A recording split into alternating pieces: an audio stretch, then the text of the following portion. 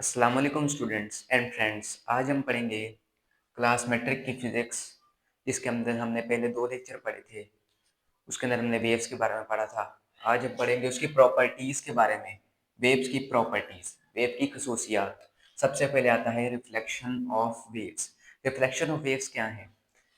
जैसे कि हम अपने घर में एक बॉल लेते हैं, बॉल को हम दीवार के ऊपर मारते हैं, वॉल के ऊपर, वो जाकर टकरा कर वापस आ जाती है। इसको हम कहते हैं reflection.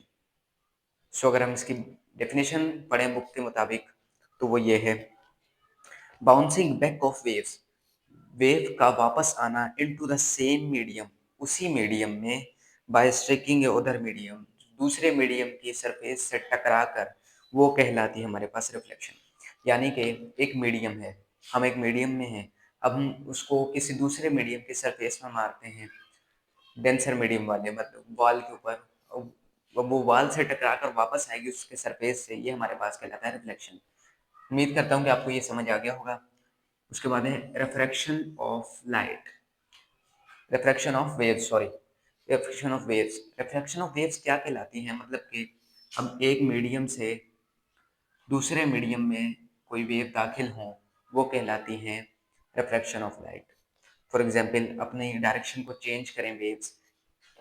For example, when a waves enter from a region of deep water, जब वेव्स एंटर होती हैं डीप वाटर से शैलो वाटर में और अपने एंगल को चेंज करें, यानी कि डायग्राम में भी बताया गया है, यानी कि जैसे इस तरह से पानी की लहरें जा रही थी, वो जाती जाती यहाँ से इस मीडियम से टकराई और कम हो गई, कम हो गई, क्योंकि यहाँ से जब टकराने के बाद कोई चीज़ ज़्यादा तादाद में अगर आती है तो उसको आगे कोई रुकावट मिलती है, तो वो कम हो जाती है।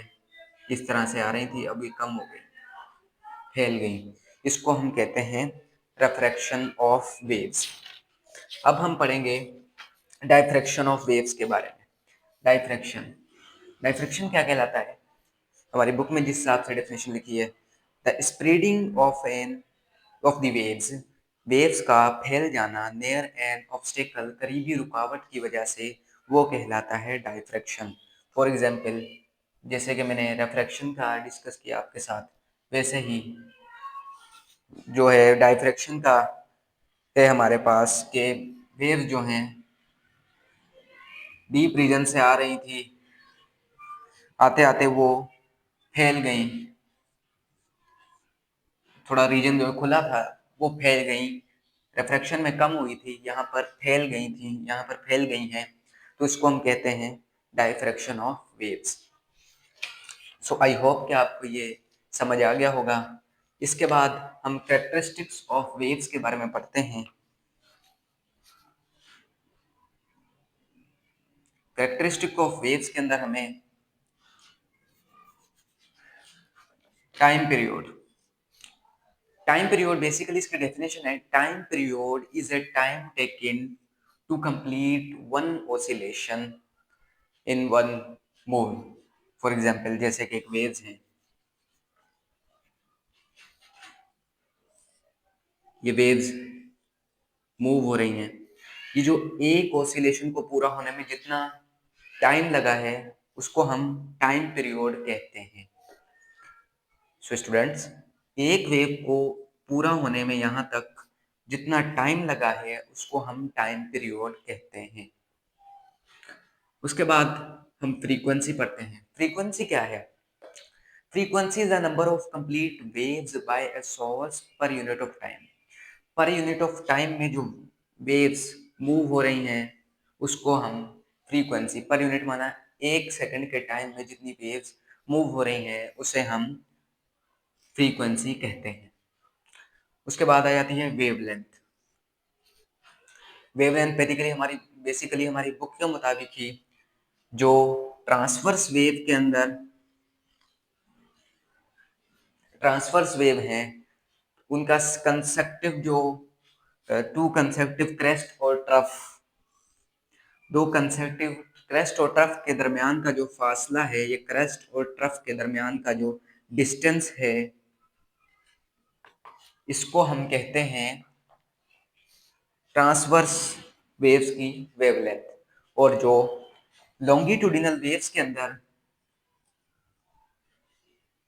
लॉन्गिट्यूडिनल वेव जैसे कि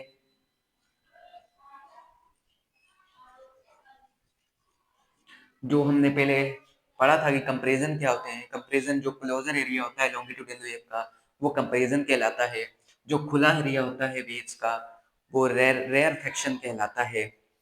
सो ये जो वेवलेंथ है ये टू सेक्शन कंसेक्टिव क्रेस्ट और ट्रफ के दरमियान का जो फासला है, कंपैरिजन और रेयरफेक्शन के दरमियान का जो फासला है उसको हम लॉन्गिट्यूडिनल की वेवलेंथ कहते हैं, लॉन्गिट्यूडिनल वेव्स की वेवलेंथ कहते हैं। सो वेव स्पीड इसको हम इस फार्मूले से ड्राइव करके बताऊंगा, v is equal to f lambda. ये एक फार्मूला है हमारे बुक मुताबिक जो कि स्पीड है फ्रीक्वेंसी और लेमडा की, ये हम पढ़ेंगे। लेमडा यानी कि वेवलेंथ, ये वेवलेंथ का सिंबल है, वेवलेंथ का सिंबल है। फ्रीक्वेंसी का मैं आपको सॉरी स्टूडेंट, मैं आपको फ्रीक्वेंसी का फार्मूला बताना भूल गया। Frequency is equal to 1/t। वैसे ही टाइम पीरियड का फार्मूला यही और इसका उलट है, t is equal to 1/f। So आपको ये क्लियर हो गया होगा। अब वेव फ्रंट के बारे में हम पढ़ते हैं। वेव फ्रंट्स क्या हैं? वेव फ्रंट वो इमेजिनरी लाइंस, फॉर एग्जांपल हम एक पत्थर लेकर, स्टोन लेकर उसको हम रिवर में फेंक देते हैं तो क्या होता है, पानी के अंदर वेव जो है फैल जाती है। सो यही वेव फ्रंट है। The wave front is an imaginary lines of wave that join all points that are in the same phase. एक पॉइंट से जो वेव निकल रही हैं, फैल रही हैं, जैसे मैंने आपको स्टोन की एग्जांपल दी वैसे ही इसको हम वेव फ्रंट कहते हैं। आई होप कि आपको कॉन्सेप्ट क्लियर हो गया होगा। अब हम वेव स्पीड की जो है डेरिवेशन करते हैं। तो पहले इसको मिटा दूं मैं स्टूडेंट्स।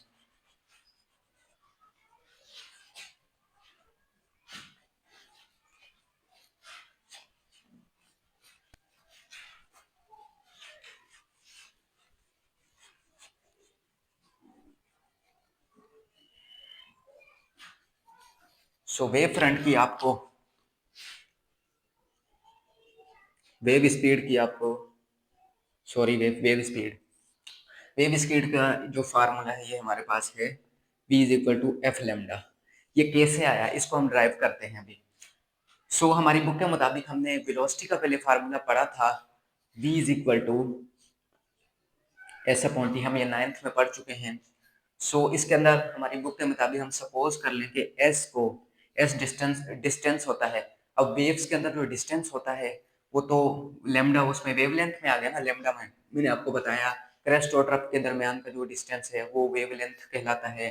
कंपैरिजन और रेफ्लेक्शन के दरमियान का जो डिस्टेंस है वो भी वेवलेंथ कहलाता है। सो इसको हम वेवलेंथ में सपोज कर लेते हैं। और टाइम टेकिन को हम कन्वर्ट हमने पढ़ा जैसे कि जो एक ऑसिलेशन कंप्लीट होने में जितना टाइम लगता है, सो इसको हम सपोज कर लेते हैं लार्ज टी के, कैपिटल टी के बराबर। और इस तरह से हमारा ये फार्मूला बना, v is equal to s की जगह क्या आया, लेमडा। एस की जगह लेमडा आ गया, स्मॉल टी की जगह कैपिटल टी आया। सो जैसे कि मैंने आपको टाइम पीरियड का फार्मूला बताया, टाइम पीरियड बराबर होता है 1/f के, 1/ फ्रीक्वेंसी। सो यहाँ पर हम टाइम पीरियड की जगह पुट करेंगे 1/f। सो ये रूल है कि जब भी नीचे जो है अपॉन में वैल्यू आ जाती है, फिर भी अपॉन में होने के बावजूद सो ये लेमडा और ये मल्टीप्लाई होकर ये पलट जाएगा ऊपर आकर, डिवाइड में इसको मल्टीप्लाई में करेंगे f/1। अब लेमडा को f से मल्टीप्लाई करेंगे, वन वन का नीचे कोई फर्क नहीं पड़ता ना होने से भी। सो f लेमडा, तो ये हमारा जो है फार्मूला ड्राइव हो गया। सो आई होप कि आपको ये कॉन्सेप्ट क्लियर हो गया होगा। अगर हमारी वीडियो आपको अच्छी लगी तो लाइक करें और सब्सक्राइब करें ताकि हर आने वाली नई वीडियो फिजिक्स के मुताबिक आपको और मैथमेटिक्स के मुताबिक आपको मिलती रहे। टेक केयर, अल्लाह हाफिज़।